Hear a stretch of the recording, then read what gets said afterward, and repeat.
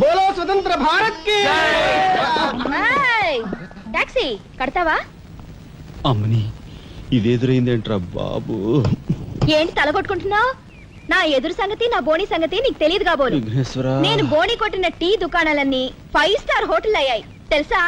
ఓరి నాయనో, నాకు ఈ టాక్సీ వద్దురా, ఏదో రిక్షాతో బతుకుతాను. రిక్షా గురువా, మా రాజాకి బోని కొట్టమని రాణి నా ముక్కోటి దేవతలు పంపించారు. పైగా బోని పిల్ల కాళ్ళ వేళ పడితే కాదనకూడదు, ఉపనిషత్తులు ఘోషిస్తున్నాయి. ఆలోచించకుండా లాగించే తెలియదు వేయకుండా లాగించగరు. నారాయణ, ఇది పెద్ద నసకేసురా. తప్పదంటారా?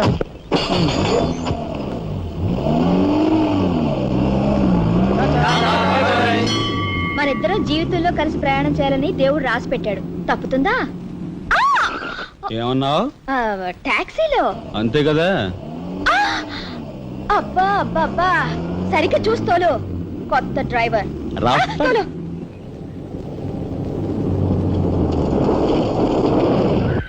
వచ్చిందిగా.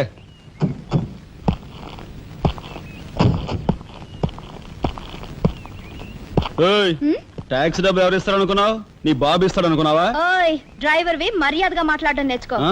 సామాన్లు లోపలికి పట్రా. డ్రైవర్లు సామాన్లు తీసుకురారు మరి ఇలా విసిరేస్తారు. నిన్ను చెప్తాను. డబ్బులు ఎంత? 15 రూపాయలు. ఇవాళ రేపు బ్యాంక్ సెలవు, ఎల్లుండ్రా. బ్యాంకా?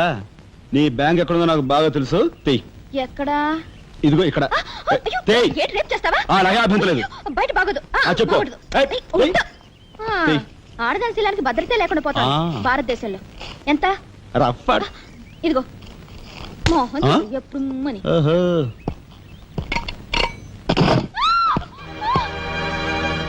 ఒంటరిగా దొరికితే వదిలిపెడతాననుకున్నావా? అది మాత్రం జరగదు. దొరక్క కన్ని పిల్ల దొరికితే వదిలిపెడతానా? ఇయ్యాల వదిలిపెట్టను. అటు ఇటు చేస్తాను. కుమారి, కుమారి,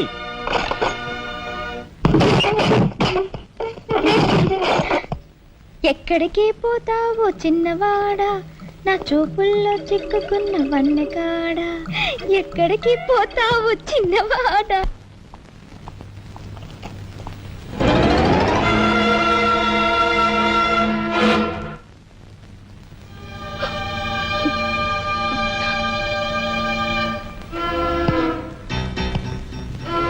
ఈ ఫోటో అక్కడి నుంచి ఎందుకు తీసావు?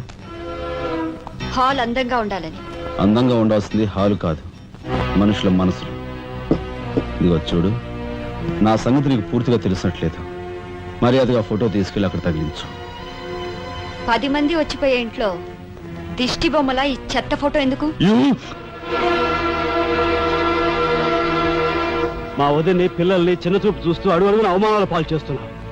దానైనా క్షమించతేవో కానీ చనిపోయిన వాళ్ళు అవమానిస్తే మొత్తం నీ ప్రాణాలు. ఏం చేస్తావు? ఏమని చేస్తాను? You shut up! రాజా,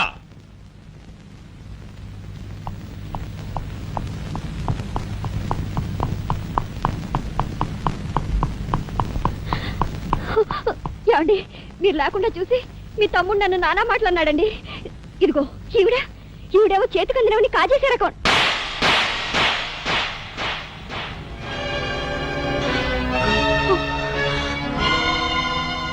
నువ్వు నాకు భార్య మాత్రమే.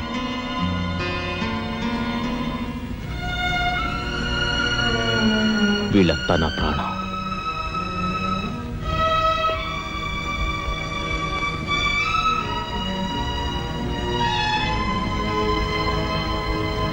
మర్యాదగా ఈ ఫోటో అక్కడ తగిలించకపోతే మా తమ్ముడు చేస్తానన్న పని నేను చేసి చూపిస్తాను.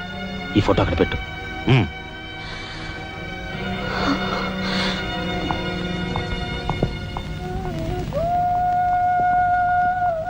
సారీ అన్నయ్య. జరిగిన దానికి నేనే సారీ చెప్పాలి. డాడీ, ఆయన వాళ్ళ నుండి దూరం చేయడానికి తెచ్చిపెట్టానన్నావు. ఇలా నేను చంపదెబ్బలు తింటానుకా? వాళ్ళంతా సెంటిమెంటల్ ఫూల్స్. మీ ఆయన్ని వాళ్ళ దగ్గర నుంచి వేరు చేయడం నీ వల్ల కాని పని అని నాకు ఇప్పుడే కదా అర్థమైంది. అదేమిటో డాడీ, ఆయన నా మాట విన్నట్టే కనిపిస్తారు, మరు నిమిషంలోనే మారిపోతారు. సెంటిమెంట్ లో ఉన్న వీక్నెస్ ఏదమ్మా. ఓ పని చెయ్యి, ఆ విషయం ఈ పోలీస్ బుర్రకు వదిలేసాయి. వాళ్ళ సంగతి నేను చూస్తాను. రాజమండ్రి వీడియో హోమ్ వాళ్ళు మీరు హోమ్ మినిస్టర్ అయిన సందర్భంగా మీకు సన్మానం ఏర్పాటు చేశారండి. ఎవడికి కావాలా బోడి సన్మానం? ఘనంగా నేను అక్కడికి వెడితే చింపులుగా వచ్చి ఆలువ కప్పి నెత్తిన ఒక కద్దర టోపీ ఎడతారు. కలిసి వచ్చే కట్టిప్పు. ఇది సెంట్రల్ జైల్లో ఉన్న ఒక అతను ఫిరోల్ కోసం పెట్టుకున్న పిటిషన్ అండి. ఈ లండా సోరీ పేరోలు ఇవ్వడం మనకెందుకయ్యా? ఆ మధ్యన ఓ బెజవాడ కుర్రాడికి ఇచ్చిన పీకల మీదకి తెచ్చుకున్నా కదా. 1 లక్ష అన్నాడు సార్. ఎంత?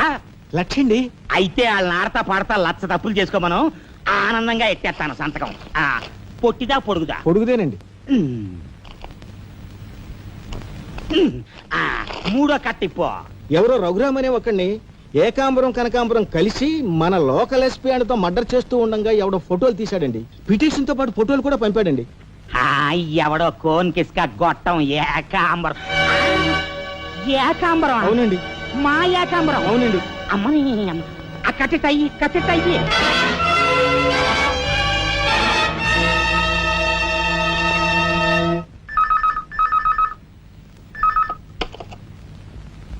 హలో, మీకే. హోమ్ మినిస్టర్ గాలి సుబ్బారావు పీకింగ్. అటేపెవరు పీకేది? ఏకాంబరం స్పీకింగ్ గాలి సుబ్బారావు. ఏ నీ గాలిలా మళ్ళింది? గాలి కాదు, నీళ్లు. హుస్సేన్ సాగర్ లో బుద్ధుడి గ్రహం మునిగిపోయినట్టు కాసేపట్లోనో కూసేపట్లోనో నువ్వు మునిగిపోబోతున్నావు. అది వేళాకోళాలు సాలించి సంగతి ఏమిటో చెప్పు. ఏంటి సంగతే? అలాగా? నీ బొందిలా కట్టుకుని నుంచి 6 లీటరే. లీటర్లకు ఎప్పుడొస్తా? లీటర్ ఇంకమ్మా 2 లీటర్లకు వస్తాం కానీ ఇదిగా మాకు మంచి రోజులు వస్తాయి. తీసుకో. ఇకే. మిస్టర్ నారాయణ, మీరు మీరు హోమ్ మినిస్టర్ గారికి మర్డర్ కేసు గురించి పిటిషన్ పెట్టుకున్నారు కదా. మరో కంటివాడికి తెలియకుండా ఎంక్వైరీ ఆర్డర్స్ పడ్డాయి. మీ దగ్గర ఉన్న ఆధారాలతో రేపు 10 గంటకల్లా గవర్నమెంట్ గెస్ట్ హౌస్ రండి. హోమ్ మినిస్టర్ గారు స్వయంగా వస్తున్నారు. గాలి సుబ్బారావు గారు, ఈ ఊరు నుంచి ఎన్నికైన మీరు మాకింత న్యాయం చేస్తారని మేము కల్లో కూడా ఊహించలేదు. ఇక నుంచి ఈ ఊళ్ళో ఉన్న మీ పోస్టర్లన్నీ పీకెళ్ళి పూజించుకుంటాం. బోలో స్వతంత్ర భారత్ కి జై. గాలి సుబ్బారావు జిందాబాద్. ఏంట్రా నీ గొడవ? గొడవ కదరా, మన రాజా వాళ్ళ అన్నయ్య మర్డర్ విషయంలో పిటిషన్ పెట్టుకున్నాం కదా. Home minister enquiry. ఏంటంటే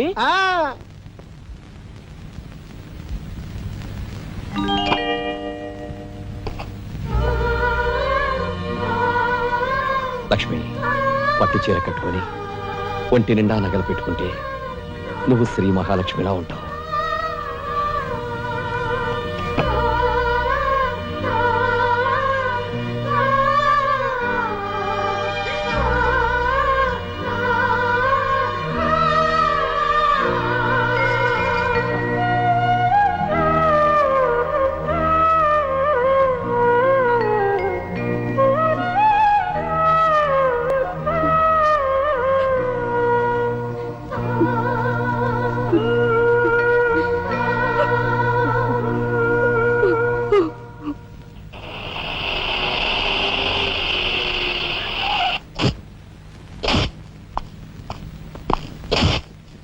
వస్తా డాడీ. ఇక్కడ దాకా వచ్చి మీ ఆయన చూడపోతే అలుగుతాడేమో. పద, నేను వస్తాను.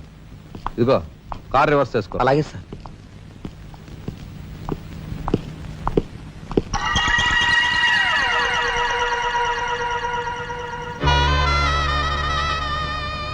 వాళ్ళని బయటికి పంపించే అవకాశం వాళ్లే మనకు కల్పించారు. అంటే చిన్నదారి, నీకు అర్థం కాదు.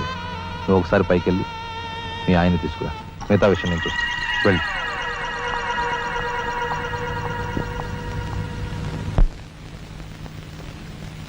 రాయ్ ఇట్రా.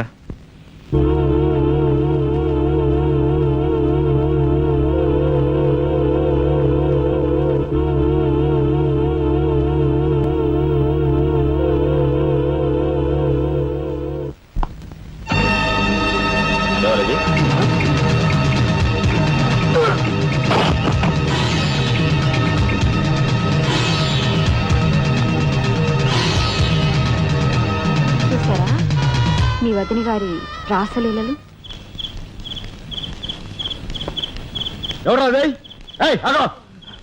అయ్యా నువ్వా? మొగుడు చేస్తే ఆడవాళ్ళు నుదురు కుంకుమ తీసేస్తారని ఇప్పటి వరకు తెలుసు, కానీ చాటు మొగుడు వచ్చినప్పుడు బొట్టు కూడా పెట్టుకుంటారని ఇప్పుడే తెలిసింది. ఇన్నాళ్ళు నిన్ను వదినగా కాదు తల్లి కన్నా ఎక్కువగా చూసుకున్నాను. కన్న తల్లి చేయకూడని పని చేస్తే ఏ కొడుకు క్షమించడు.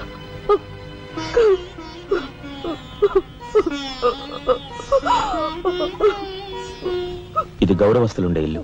మీరంతా ఎక్కడుండాలో మీరే నిర్ణయించుకోండి.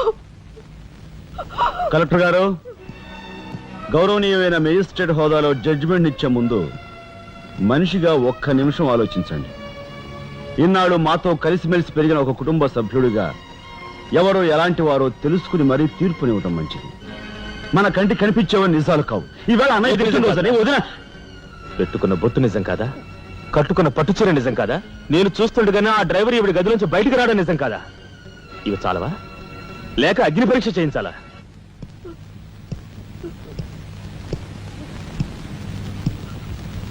ఆనాడు రామాయణంలో ఇదే పరిస్థితిలో ఉన్న సీతను రాముడు అనుమానించాడేమో కానీ లక్ష్మణుడు అనుమానించలేదురా.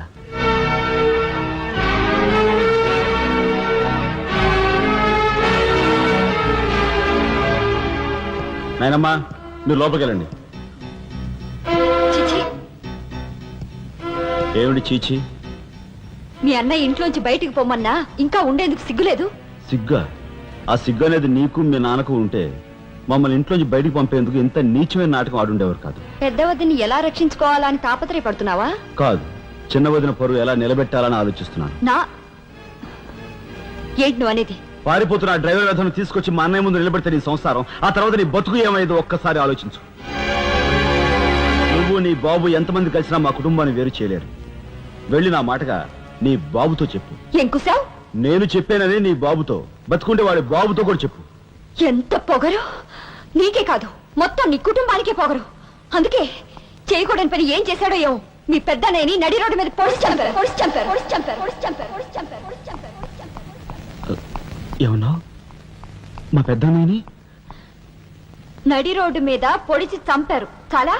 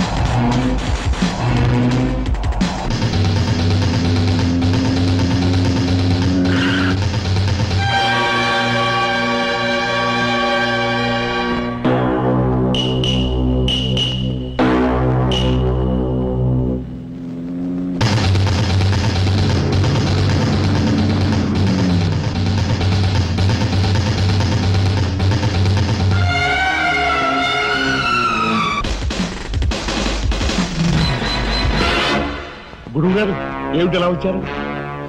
నాకు ఆ డ్రైవర్ నాగరాజు సెల్ తాళాలు కావాలి. ఒక్క తాళం ఏంటి, మీరు అడిగితే నా ప్రాణమే ఇస్తాను. అప్పరా వెళ్ళి ఆ నాగరాజు సెల్ తాళం పడరా. మీలో రాఘవెవరు? నేనేనండి. నమస్కారం. చేతుల్లో ఫైల్స్ ఏమిటి? ఇవి మా సర్టిఫికెట్స్ అండి. మంత్రి గారు మా గోడు వినటంతో పాటు మాకు ఏదైనా ఉద్యోగం ఇప్పిస్తారేమోనని. నాకు అండర్స్టాండ్ వెరీ గుడ్ సార్. మీరంతా కూర్చోండి. నువ్వు నీకు టైం అయింది. Raghava, all the best. Thank you Hari, thank you.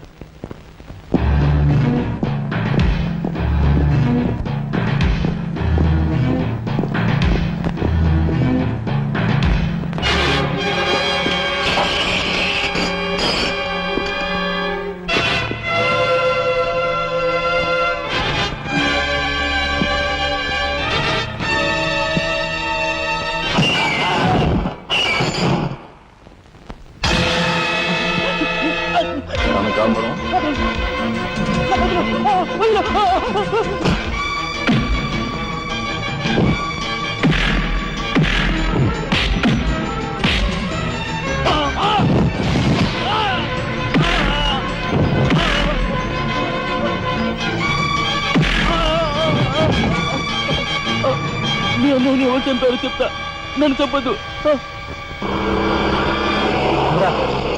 Sir, మా వాళ్ళు ఇంకా రాలేదేంటండి? మంత్రి గారు ఎంక్వైరీ. నీకేమన్నా అనుమానమా? కూర్చో. నువ్వురా.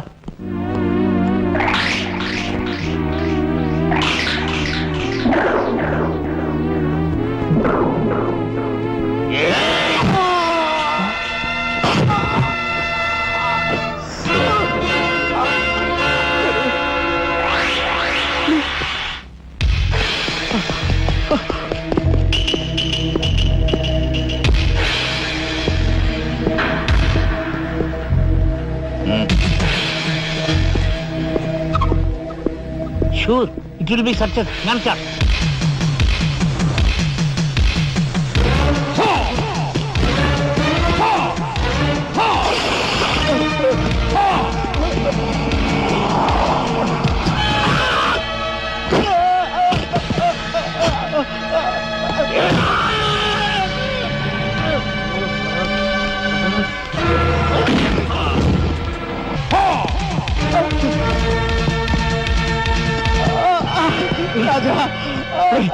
ఏమిట్రా ఇదంతా ఎలా జరిగింది?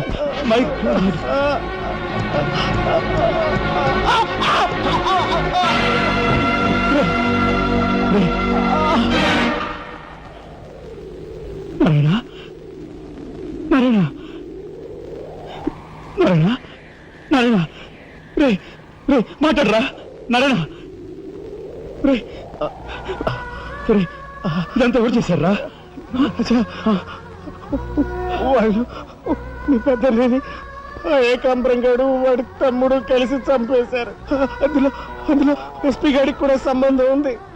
మరి మరి ఈ విషయం ఇంతకాలం నాతో ఎందుకు చెప్పలేదురా? చెబితే ఆవేశంలో నువ్వేం చేస్తావని భయపడి చెప్పలేదు.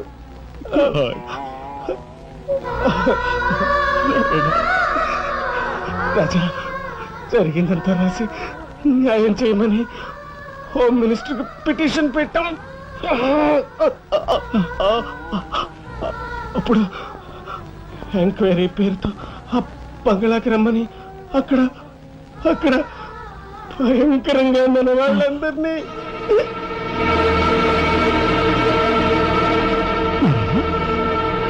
నారాయణ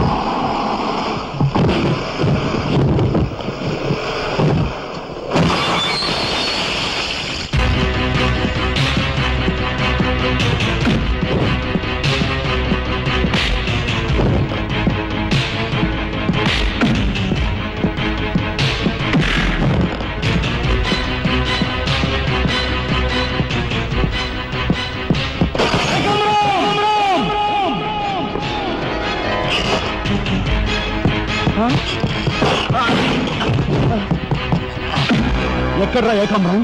తెలియదు, నాకు తెలియదు. ఏకాంబరం, కనకాంబరం, సిద్ధాంతి అంతా పోలీస్ స్టేషన్కి వెళ్ళారు. సమయానికి నువ్వు లేకపోయావు కానీ ఎస్పీ తమ్ముడు చాలా చాకచక్యంగా నలుగురిని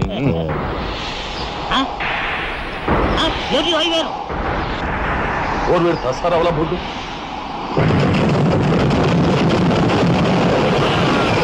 సరే పట్టుకోండి.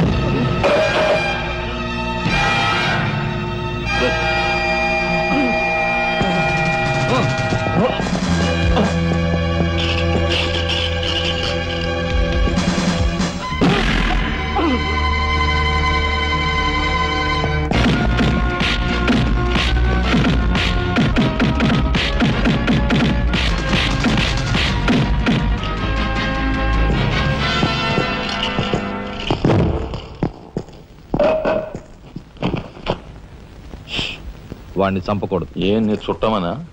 కాదు, ఇంతకుముందు మీరు చంపిన నలుగురిని మీరు చంపలేదని నిరూపించుకోవాలంటే వాడిని చంపకూడదు. ఇదేం మెలిక?